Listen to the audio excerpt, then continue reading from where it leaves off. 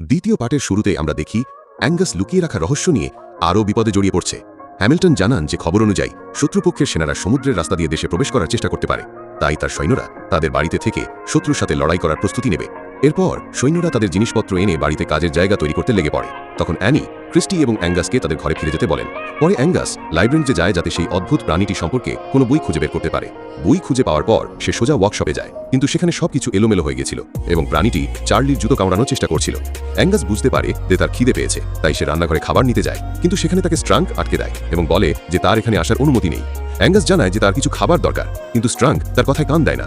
তখন অ্যাঙ্গাস জিজ্ঞেস করে যে সে কি রান্নাঘরের আবর্জনা ফেলতে যেতে পারে। এটা শুনে স্ট্রাঙ্ক রাজি হয়ে যায়। এরপর অ্যাঙ্গাস তার নতুন বন্ধুকে রান্নাঘরের উচ্ছিষ্ট খাবারগুলো খেতে দেয়। তাকে খেতে দেখে অ্যাঙ্গাস খুব খুশি হয় এবং প্রাণীটির নাম রাখে ক্রুসো। এরপর সে ক্রুসো সম্পর্কে বই পড়তে শুরু করে, কিন্তু কোনো বিশেষ তথ্য পায় না। কিছুক্ষণের মধ্যে ক্রুসো সমস্ত খাবার শেষ করে ফেলে, তাই অ্যাঙ্গাস একটি আবর্জনার ড্রাম জলে ভরে দেয় যাতে ক্রুসো তাতে মজা করে সাঁতার কাটতে পারে। অন্যদিকে হ্যামিল্টন তার সৈন্যদের শত্রুর হামলার জন্য প্রস্তুত করছিলেন। অ্যাঙ্গাস ক্রুসোকে ওয়ার্কশপে একা রেখে ফিরে আসে যাতে অ্যানি তার ওপর সন্দেহ না করে। পরে আমরা দেখি যে লুইস নামের একজন লোক শহরে আসে এবং অ্যানির সাথে দেখা করতে যায়। সে তখন ওয়ার্কশপে ছিল। লুইস বলে যে সে এই ওয়ার্কশপে কাজ করতে চায়। অ্যানি বলে যে তাকে প্রথমে পুরো ওয়ার্কশপ পরিষ্কার করতে হবে। লুইস তখনই কাজে লেগে পড়ে। এই সময় সে সেই আবর্জনার ড্রামটাও বাইরে ফেলে দেয় যেখানে অ্যাঙ্গাস ক্রুসোকে লুকিয়ে রেখেছিল।